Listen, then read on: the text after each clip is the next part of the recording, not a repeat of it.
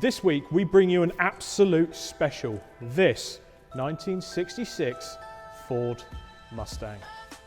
Now, when this first came into the yard on the back of one of our transporters, I spotted it out the window straight away. And so did a lot of you out there. Certainly, there was a few in the comments that already mentioned when this was perhaps shared around.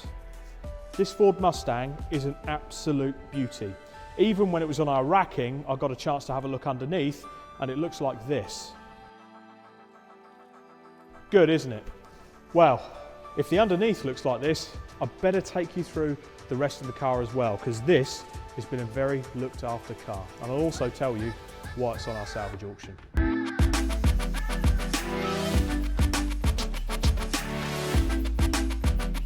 Okay, let's get the elephant out of the room first, and I'll tell you exactly why this car is in here.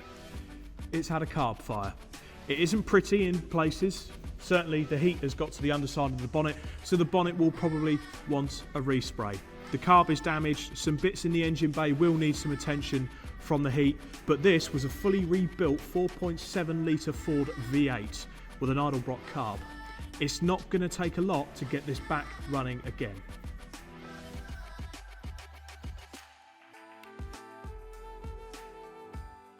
One of my favourite parts of this car, as well as the 4.7 litre V8 engine, is the interior. Just look at it, it's stunning.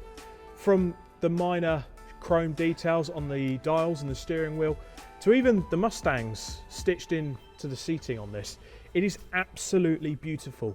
This car was looked after. This was someone's pride and joy before it ended up with a carburetor fire.